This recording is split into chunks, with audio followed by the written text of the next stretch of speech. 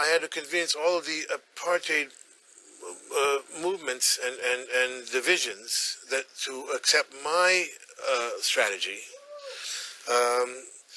And that was the trickiest part, meeting with the people who are on the same side, the anti-apartheid people, ANC, PAC, Zany People's Organization, et cetera, who were at odds with each other, you know?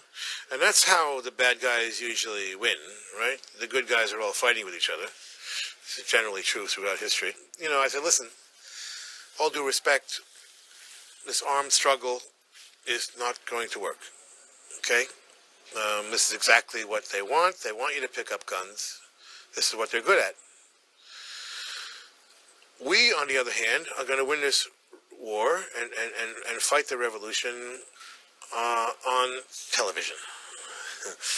Now, convincing someone who has no electricity that you're going to win their war on a box that you plug into the wall took some doing. And in the end, you know, they were having a debate about it and debating, you know, whether to even let me leave alive. I was different in those days, you know, I didn't care about anything. And they had a hit list. They had a hit list of people that they were going to kill. One of which was Paul Simon, which a whole other interview we'll do sometime. But I even talked him into taking him off the list, somewhat regretfully. I was like, this is not going to help. It's not really going to help the cause to whack Paul Simon as much as as much as I share your enthusiasm for the idea.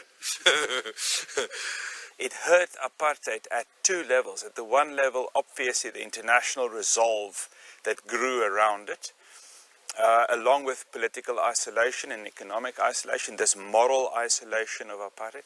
But at the second level, it just said, look at this dirty little secret here.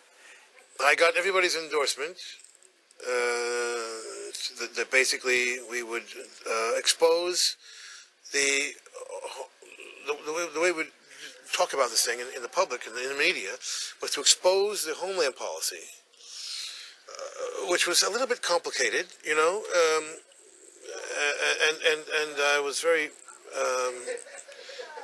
happy that I was able to really kind of tell the story in the Sun City song, pretty literally, really, you know.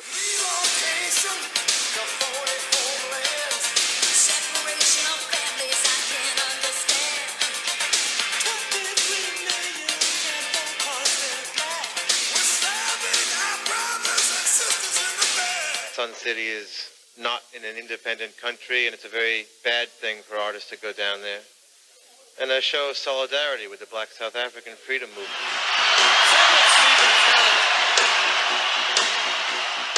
We'll no longer do business with those who do business with the terrorist government of South Africa.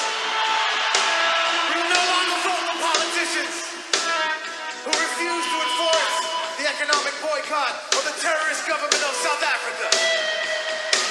Most of all, let's see your hands. We the people demand the unconditional release of Nelson Mandela.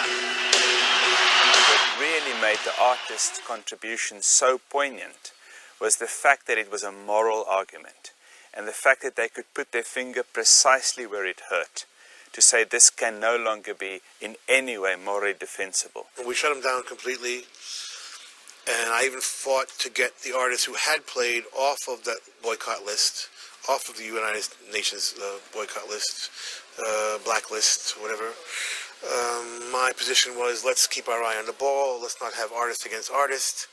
You know, of course, Paul Simon would be the exception to the rule, who's constantly wanting as much attention as he can get, to be as controversial as he could be, so he could sell more records. You know, and even him, I got taken off the list.